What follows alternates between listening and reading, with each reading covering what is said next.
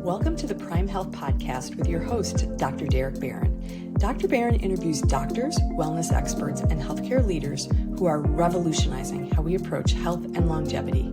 The Prime Health Podcast explores breakthrough science, personal and patient stories, and practical insights that are shaping the future of health and wellness. So sit back, listen in, and prepare to transform how you think about your path towards Prime Health with Dr. Barron and his special guest. Welcome to the Prime Health Podcast. I'm your host, Dr. Derek Barron, and I'm here to bring you cutting-edge insights and practical strategies for your journey to optimal health in life and in your business. Now, today's episode is particularly exciting because our guest is Dr. Erin Holston Singh from Options Naturopathic, and she has not only an interesting story about herself, but her amazing healing center. But before we dive in, just a quick message from our sponsor, Grow Solutions, where we help health and wellness professionals reclaim their evenings and weekends while building their practice that they've always envisioned. So we work on eliminating some of the biggest headaches, whether it's new leads for clients or patients, maybe communication breakdowns that take place with patients, or operational chaos. We help provide proven systems and frameworks. And yes, we help practices implement AI and AI agents because it's coming whether we like it or not. Grow Solutions isn't an agency or vendor. We are your partner in helping you grow. So whether you've said this to yourself or heard it, I'm too busy to grow, too slow to scale, or too overwhelmed to fix it, we can help you. Just drop the word grow in below or reach out to me on any social platform. I'd love to help you. But you're here today for a reason, and that's our guest. And I want to spotlight Dr. Erin Holston Singh. She's a pioneering conscious-based naturopathic physician with over 25 years of clinical experience, guiding thousands through chronic illness into vitality by reconnecting them with the innate intelligence of nature and the self.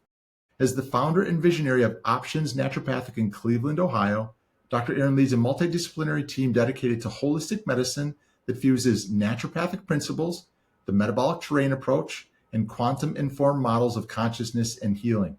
Her work bridges the rigorous science of metabolic, emotional, and energetic terrain diagnostics with the intuitive realms of mind-body medicine, awakening a new paradigm for healing in the 21st century.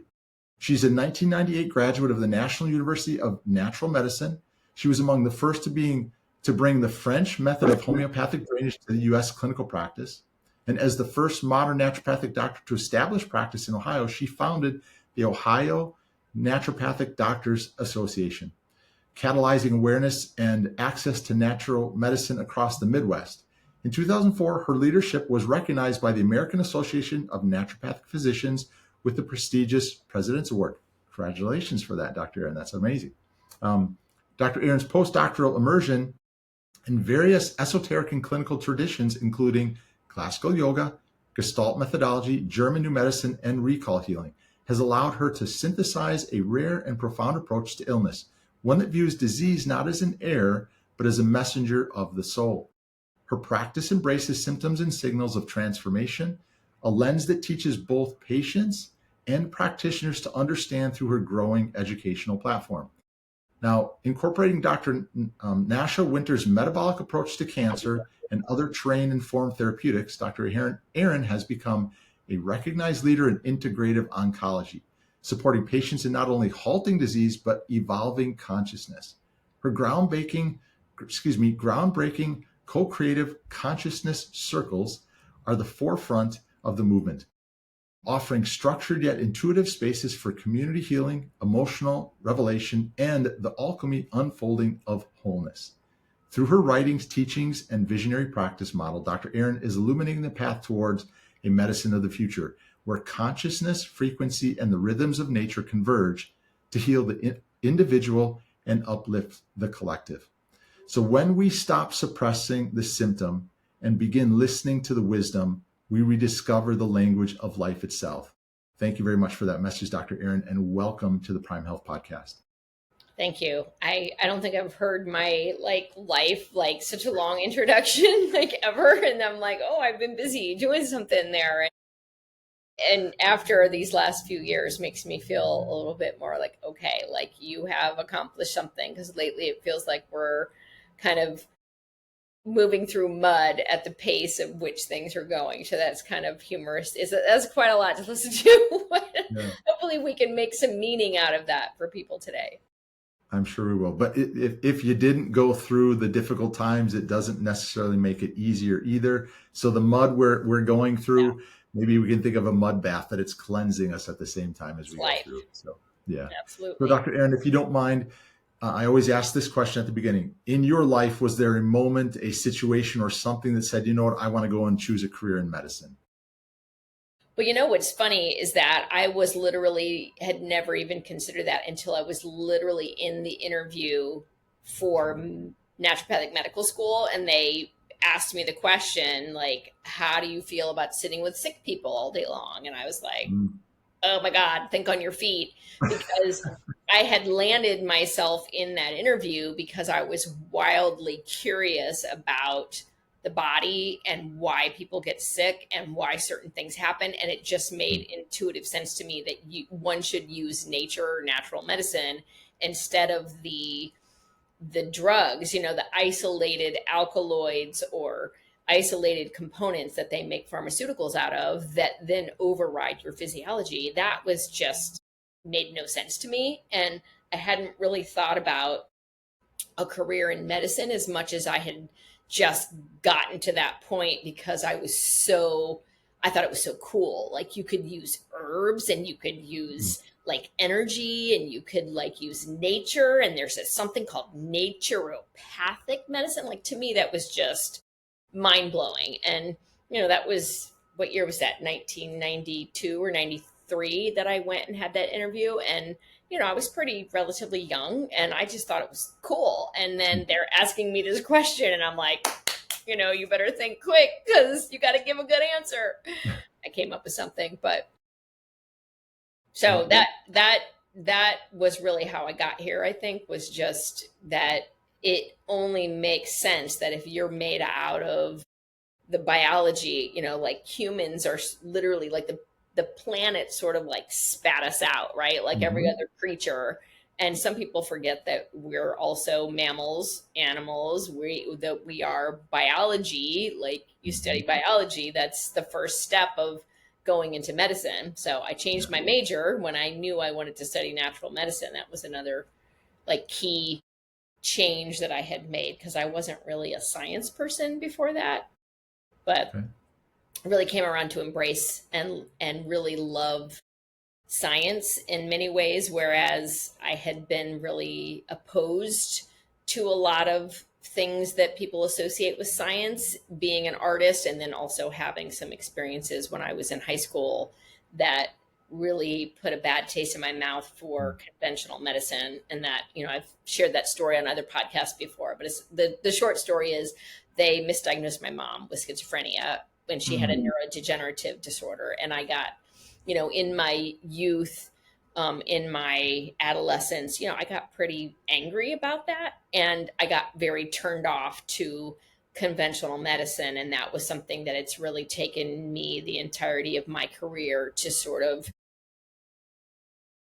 be able to talk about that world without disdain or like from a derogatory standpoint. But, I just see it as the context of what it is at this point.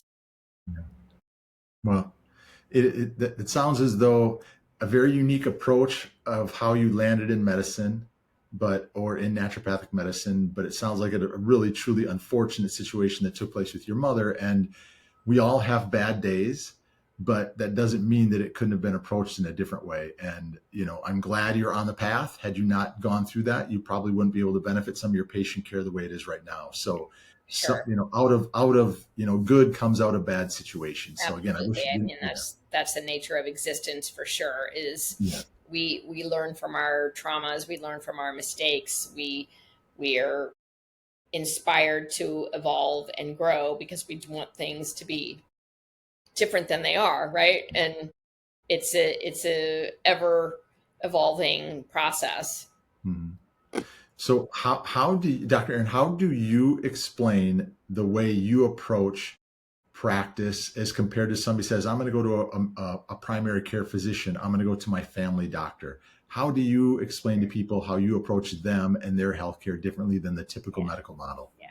I think when I use the word holistic medicine, and I actually insist on spelling it with a W, so people really, really kind of get slapped across the face with that W that means whole, that my approach is so much more truly holistic and meta, because I'm not just looking at using herbs or supplements or things that come from nature. I'm literally looking at things from this metaphysical perspective that's including not only mind, body, spirit, but that's all lip service. Like, what does that mean? So I can give you an example. Today I had a 14-year-old gal who I hadn't seen in almost a couple of years, and the mom thought, let's just check in. And I knew that she had had some anxiety in the past, and I knew she had had some tics that the mom had written on a piece of paper, like, we don't talk about it, we don't bring it up, we don't want her to think that this is something that there's something wrong with her if she has this. So I'm like, okay, well, how do we go about this?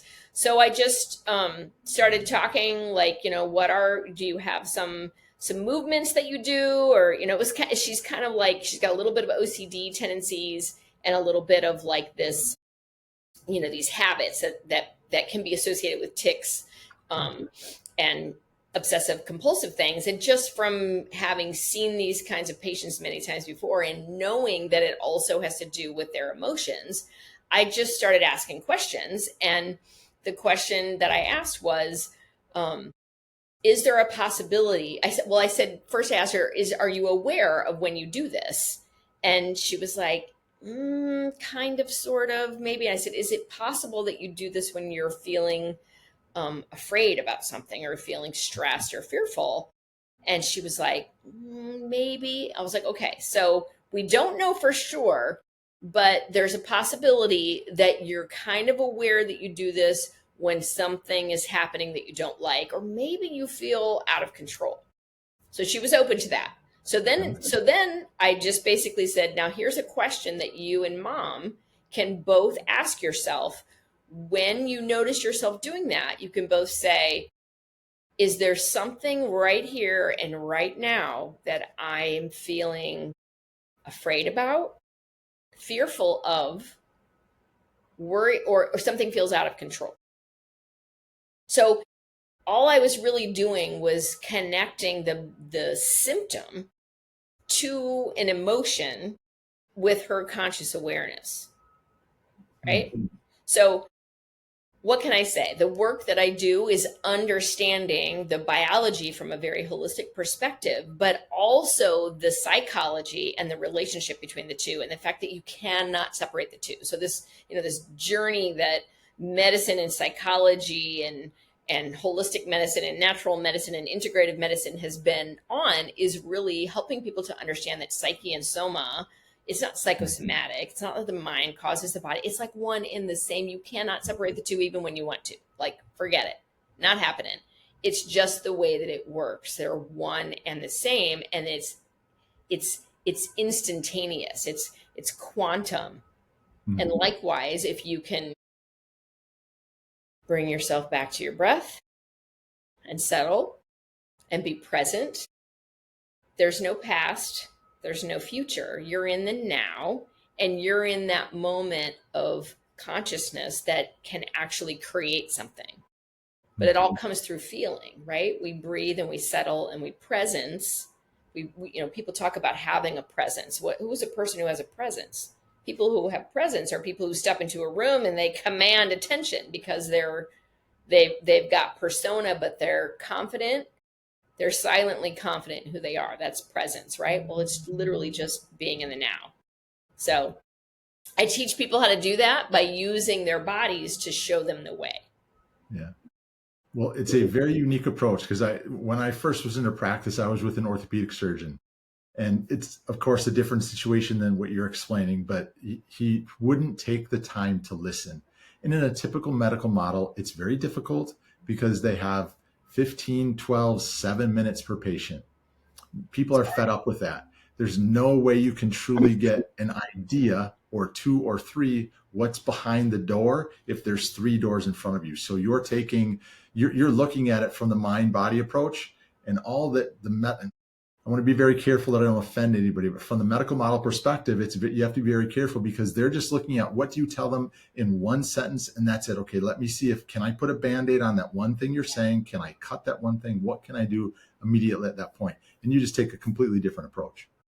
Yeah, I mean, it's kind of sad because I've really come to understand that while, when I was 15 and then happened to my mother, I was enraged. I mean, that doctor, like if I had had the wherewithal and the ability, we might have sued that doctor, right? Mm. Like, but we didn't have the means and the resources and the ability to do that. But now, all these years out, like I wouldn't have sued the doctor because he was a victim of his circumstance, right? Yeah. Like, and what makes me so sad about, even naturopathic medicine, like the profession is getting co-opted by the world and the system and the economic forces that be. And, I had enough wherewithal to have studied a lot of holistic medical philosophy. I'm talking specifically about like Samuel Hahnemann's Organon, the book, the fellow who invented homeopathy. He wrote a book called The Organon, and it's basically a book of medical philosophy. But medical philosophy isn't really something you ever hear anybody talk about. Like, what does that even mean, right? So I make it very clear to my patients, we have a therapeutic philosophy here that we follow. And people might think that philosophy doesn't matter, but philosophy is actually really what is driving the picture all throughout. And the what's missing in the conventional model is that they don't have that, and therefore they think that if we follow the science, we're going to have all the answers. But science gives you a swath of reality, but there's a whole other part of reality that has been left behind in that methodology. So I actually have a slide I can send to you to put in here if you ever put images overlaying. But I talk to people about how in the history of humanity gaining knowledge, or we look at the ways of knowing and the ways of understanding, we had mysticism, which was like internal experience and reading nature, like a direct kind of sense perception of reading nature. You think shamans, you think yogis, you think, the guru on the mountain type of thing. But then we moved into philosophy of like observing the external world, and that was empirical information. And then we are also started having like experiences and experiments of testing things in nature, and then that evolved into what we call today science. So natural philosophy became natural science, and then it just became science. And that's the concept of reductionism, where you chop everything up into the tiniest part to make sense of the whole by looking at the tiniest part. But in the process, you kind of forgot the whole. That's where we are now. And that's why the conventional world is a victim of its own circumstance, because there is value in that, but not when you've forgotten, the forest for the trees. Yeah. So that's really what I'm doing, is I'm honoring all three of those things, and I'm bringing it into one cohesive unit. So when you ask me, what's my method, what's my process, it really is kind of like a one-stop shop, right? Like I'm helping people with their, what they would see their psychiatrist for, at the same time that I'm helping them that they'd see their gynecologist for, or any other specialist. And when the conventional model got capitalist and said, okay, well, we can just, have more revenue when we send the person to, 12 specialists and hope that the internist can hold it together, it's like, it doesn't work. But it works for some people until it doesn't. And then if they want to take it a different route, they might, drive by my office and pop in here like this couple did today, this fellow who has glioblastoma. And they came in and said, we read Dr. Nasha's book while I'm in the middle of reading it, and we got your name, and like, the man has brain cancer. They're quite alarmed, as they absolutely should be. And, they were like, so what does this look like? And my staff came in and she was like, oh my God, I have so much to do. Can you help me talk to these people? So I'm like, I got 10 minutes before I'm supposed to get on with my editor. Let me go out there. I sat down. I said, look, I got 10 minutes. I said, let me just tell you how this works. And I'm happy to reiterate that here if that would be useful. Yeah, please. So I essentially said, What we do is we assess how you got cancer.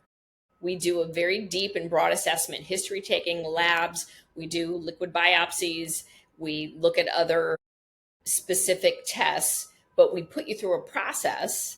It's like basically a package of some visits that you meet with me, you meet with my other doctor here, Dr. Patrick Healy, and we also have what are called terrain advocates who literally translate what we're saying to you and your plan. So we're giving you information all along the way, but we can't do it in one visit. It's too much. It's too much information. It's too overwhelming. When somebody has cancer, I heard one particular scientist at a conference I went to at The Ohio State University. She gave a great analogy. She was like, cancer is like when you have a kitten in a room with a ball of yarn and it just like everything goes all over the place and it's just all gumbled up and it's all knotted up and you have to untangle and detangle this whole life process, and it could even be multi-generational process, right? That's what we're doing. We're helping you understand it so that you can make the decisions and the choices you need to make. And it doesn't mean we say stop conventional therapy, but we will advise you which things in the conventional model are going to cause a lot more damage that they themselves don't recognize. And that's the problem, is they tell people that cancer is simply random genetic mutations. What you eat doesn't matter. The person's hearing all kinds of conflicting information. They're completely confused. They don't know who to listen to. They know their life is in danger. And we're like, hey, let's slow this down and let's teach you to understand what the science is actually telling us. Let's apply the science. And the science gets applied in this bigger picture that the person can then digest for themselves, because it's not the same picture for everybody. It's related. There's, these certain themes that you see in Naisha's book. Got her book sitting right here. The Terrain 10, this is naturopathic medicine. It's inflammation, it's hormones, it's circadian rhythm. It's us and as we live and are in nature. And when we stop the natural processes, we're stopping the process of the biology. Fundamentally, biology is consciousness in process. Very, very deep on that, for sure. Yeah. And, I know that doesn't mean a lot for a lot of people. Like, what is she talking about? Like, I'm happy to explain it, but I'm going to let you ask. Yeah, it means a lot to the person that they want to know a lot more about for it. So each and every person, you can have two people come in with essentially the same diagnosis. Now, everybody and every body is different. So one is willing to have the mindset of, I want something new, versus I think I'm going to stick with what my medical doctor said. And I'm just going to take chemo and see what comes. And okay for both. You hope that the first one. Correct. Yeah. Correct. And I like to ask the question about how do you develop trust in your patients or clients that work with you? And I think that you didn't answer that question, but I heard that question in the fact that you're sitting down, you're helping people, because again, that person was 10 minutes short. You'd go into it longer when you have your consultation, but that person goes to the medical doctor again, and they're told, we're going to run a routine of chemo, whatever it may be for that. And they're out the door because they're on to the next one. Versus you are explaining to them options that their body is going to be going through and experiences that they will have. And there are ways in which we can help you. So I'm not sure if you can hit on that a little bit more, but how do you think you built trust in that patient specifically, even today, that says, you know what, I want to seek treatment with you? Well, it's funny because as you're asking the question, I'm not certain I understand. Do you mean, how do I help the patient build trust in me, or how do I trust in the patient? Yeah, I would say, so a patient walks in and the truth is, when it goes to alternative medicine, which everything is alternative because it's not naturopathic at the beginning, because that's where it started. We didn't have these medications that are there. So when somebody says, okay, what I'm used to is my medical doctor with a shingle on the wall, a stethoscope, and 4 cold rooms with a cold door. But they're coming into a completely different environment by the looks of it at your office, for sure, because the art that's there, the warming environments that there. How do you build that trust of somebody saying, I'm different, I'm unique, but I can help you, versus I came from a cold doctor's office? Yeah, I think definitely the environment here is very different. I mean, if I could show you around the office, you can see that we've got like plants everywhere and artwork, and there's couches out in the waiting room. It's much more of a homey feel. In fact, I'm sitting on couches in here. Like, we have furniture. We're not sitting on sterile cold chairs. You can see the color of the walls.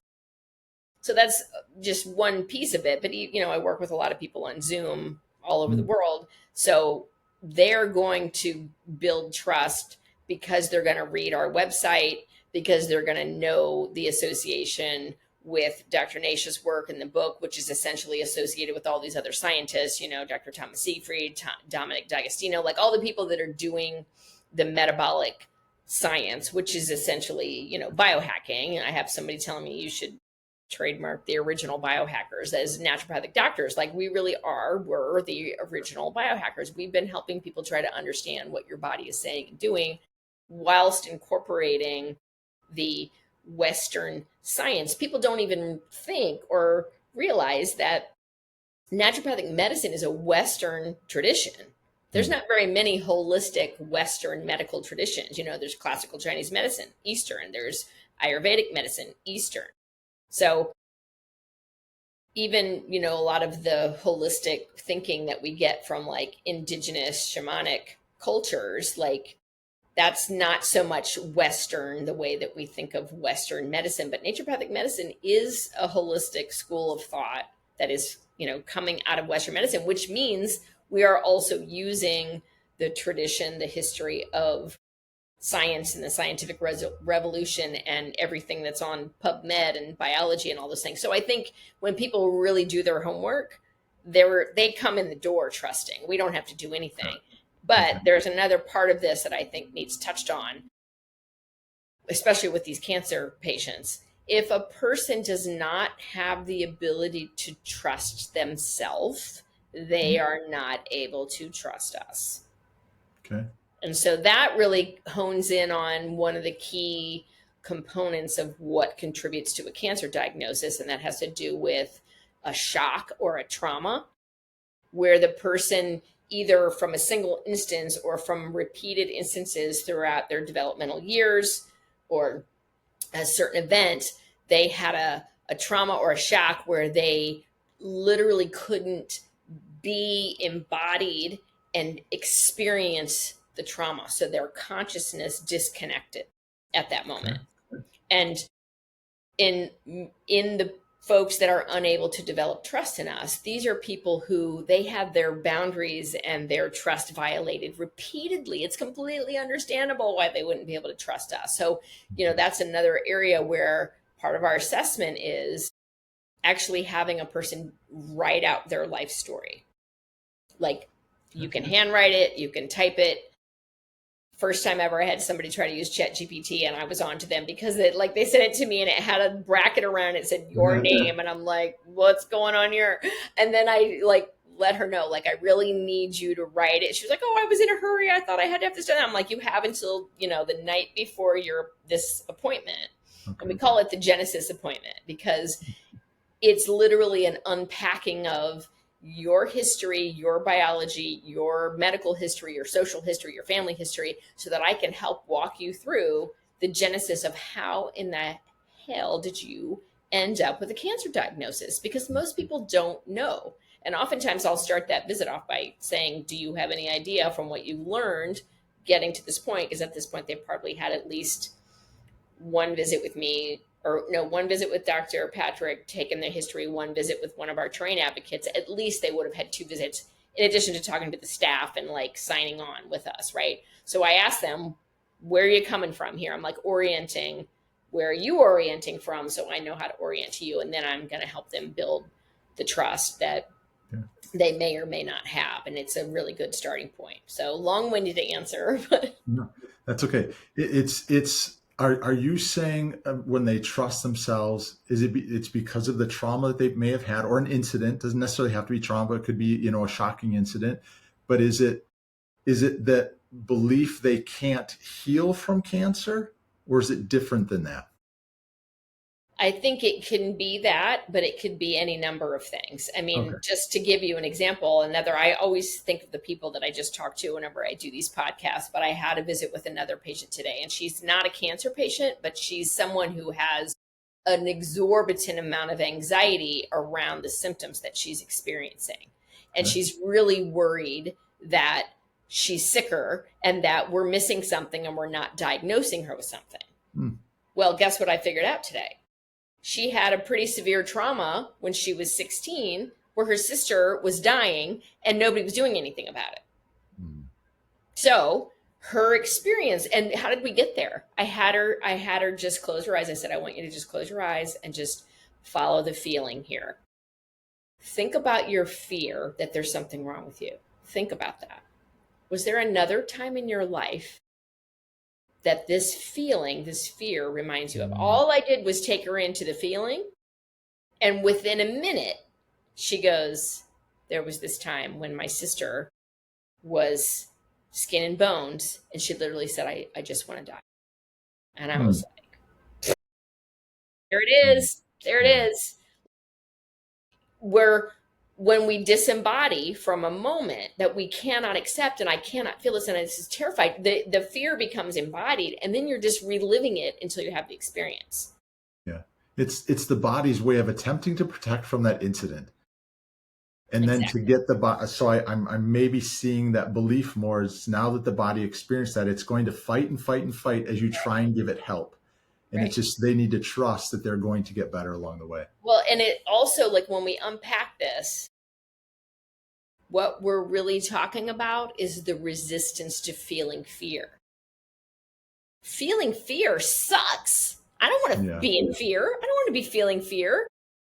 But, this is when people get really anxious, I know that they're avoiding some really key emotion. And it usually is a whole combination of things. So anxiety isn't just fear. Anxiety is usually grief, anger, fear, worry, grief, anger, fear, worry, grief, anger, fear, worry. You're just like, and if you can breathe and slow yourself down and pay attention to the triggers, you can start to unpack what it's from. But it generally happens in a person who didn't have any support, coaching, parenting around self-awareness of what is this about? Mm-hmm. What am I feeling? What am I avoiding? And, really that's just a recapitulation of the history of humanity because, we didn't even have the science of psychology before 100 years ago. Yeah. Like we're babies in this stuff. Yeah. So to tie it all together, right, is challenging. Yeah, absolutely. So you work with a lot of cancer patients and everybody that comes in, I'm sure they're all unique in that, but in the work that you do, Dr. Erin, what gets you excited about the future of how you can care better for these types of patients? So the future here at Options or the future of medicine in general? No, the future for you, your practice and the patients that come in your door. Well, one of the things that we are literally just like, what do you call that? The slingshot is pulled back on and we are like getting ready to launch is this concept that I have to hold people in a group. So it's not exactly medicine per se, but it's more educational session and community, but also giving people different perspectives to understand some of these concepts through their own experience, as well as seeing other people sharing. And then it is also bringing about vulnerability. So I'm calling these co-creative consciousness circles. And my intention is to have some that are open where anyone can join, and then have some that are closed where it's the same group of people, because we're going to do a little bit of deeper work of self-awareness. And, maybe these are people who feel a lot more insecure and need that consistency of the same people because they're just not comfortable being in a random group or, having their camera on a Zoom call with a bunch of strangers the way you and I might be, right? So just trying to create the container that's facilitating this concept of let's not be so fearful about what someone knows about us. This world of HIPAA that has been created came out of insurance denying people coverage because of their past health issues. That's HIPAA.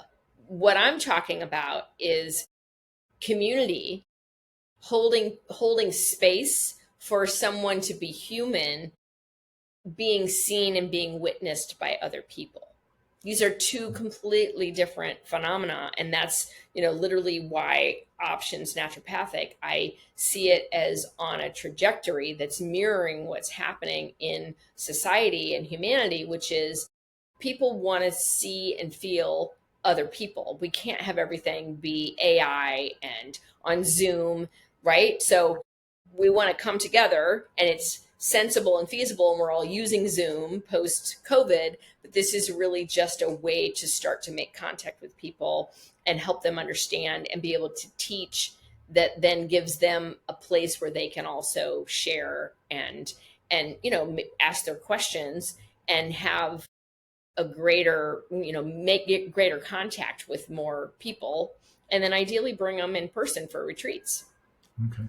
So your practice does both in office and virtual? In office and virtual, yes. Okay. So I can ask the question of share a success story. We kind of talked about that. I think I want to reframe that. What does success look like to you for your patients that come in? I would say that success looks like they work with me for a period of time. I teach them how to understand and take care of themselves, and then they don't need me, and they only need me when they get off balance again. Okay. So to me, that would be success. I literally tell people, my goal is to not keep you to be a patient. My goal is to get you and go tell all your friends and relatives about your success here. And then you go off and be, a beacon of truth, and let us do what we do in terms of helping people who are stuck, blocked, suffering. But what does that look like? There's 50 ways to Sunday, as they say, right? It means you're lowering the number of pharmaceuticals that you're taking. It means you no longer have a 1 bowel movement a week. It means you no longer have diarrhea every day. It means you no longer have heartburn. It means you no longer have headaches, all the things. It means that, your metastatic cancer slows down. It means that you live 5 to 6 years past your expiration date. It means, all of these things are success stories. So what can I say? No, they're good. I'm sure you have tons of them too. I want to give you some time. I know that you have a book coming out. Would you like to share some information about that?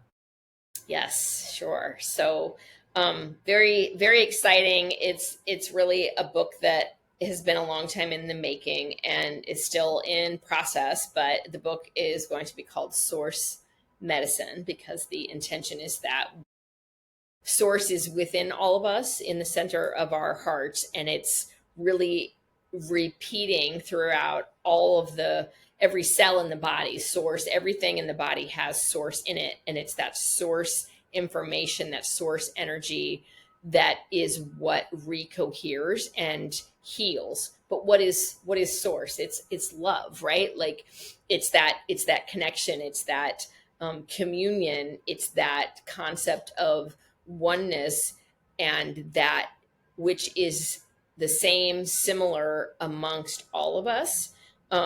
It's really such a huge topic. That's partly why the book has taken me some time, but I have a really great editor.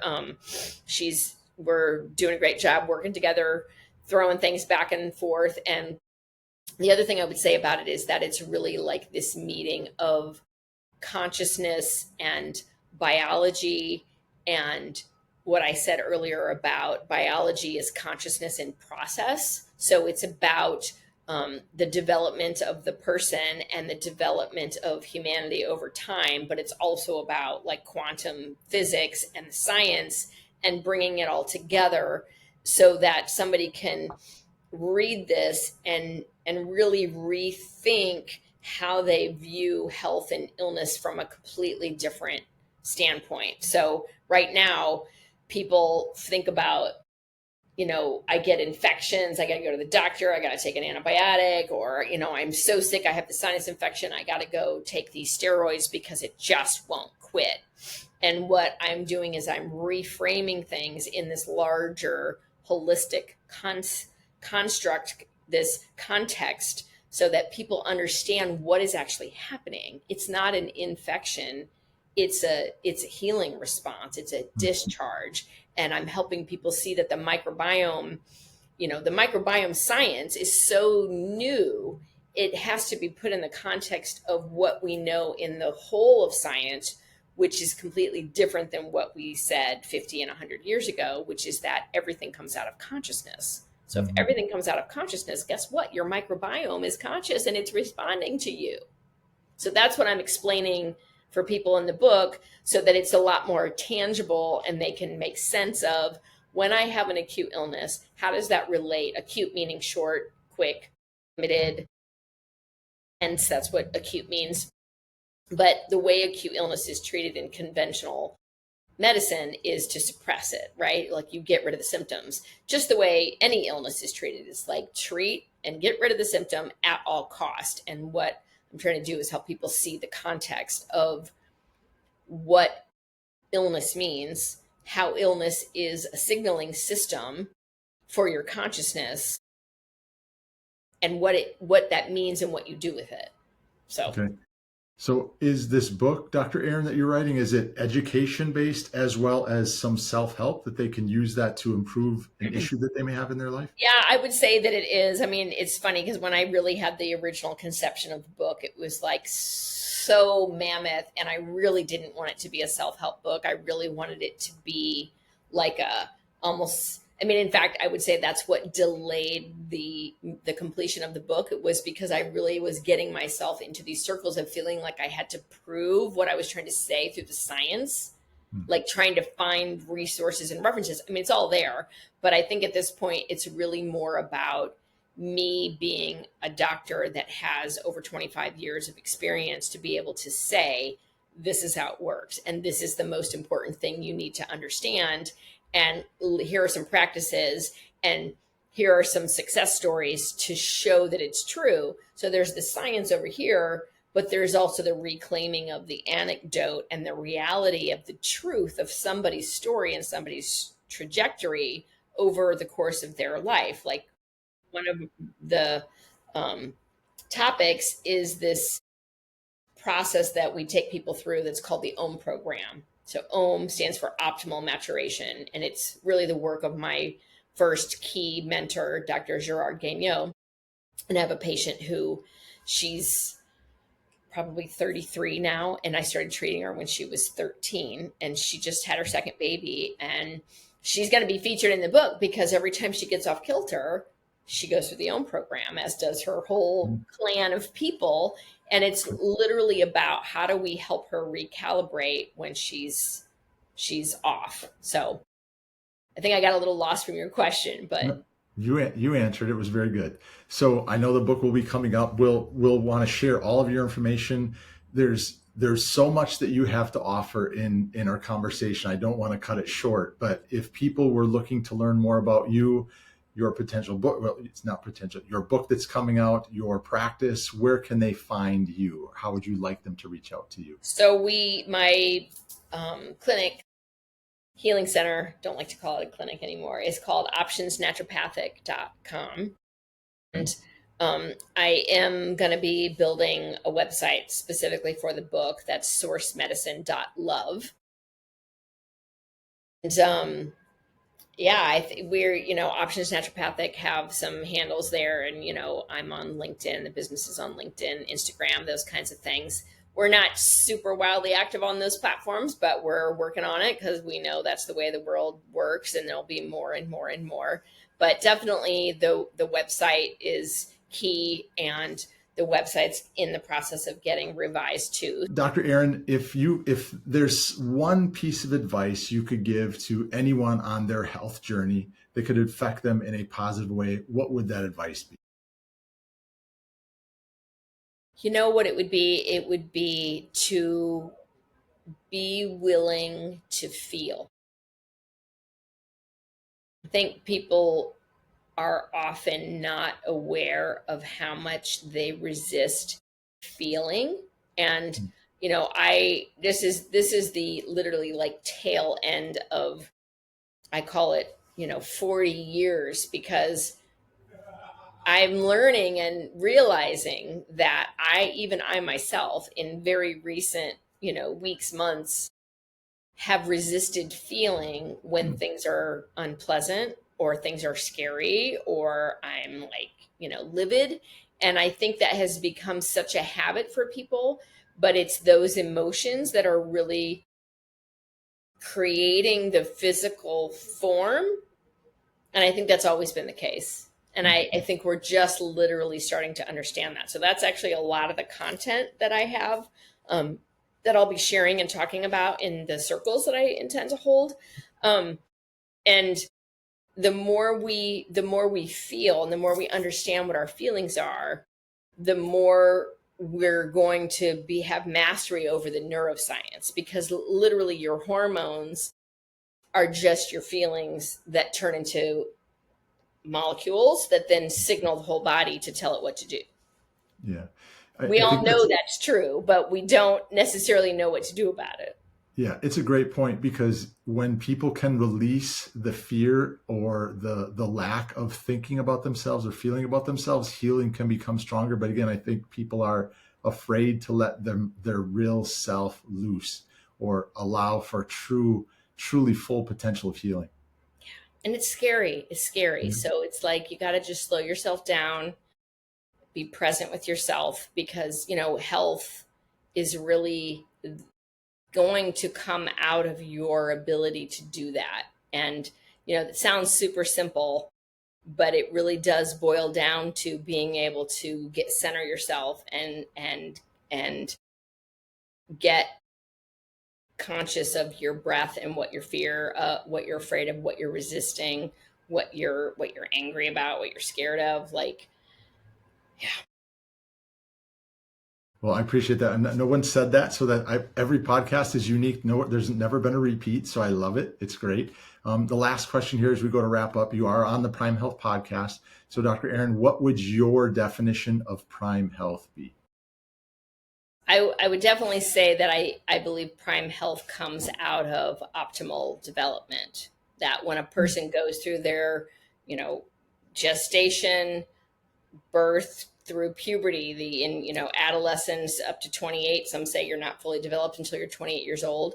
Optimal health comes out of having optimal development. If you have your development was disrupted by a surgery, a car accident, a trauma, a death, and that didn't get processed, it didn't get corrected, it didn't get repaired, and nobody's aware, these are where you start to see things like ADD and autism and chronic infections that are then treated with antibiotics that destroy the microbiome. It's like these are the things that layer cake into these cancer patients that we have. Mm-hmm. So, we think about going back through a person's lifetime and the biography, their life story, and looking at what happened and how do we repair this. So optimal development, and there's even things that you can do if you didn't have optimal development. That's what the OWN program is. You can check out on our website. It's under our healing programs.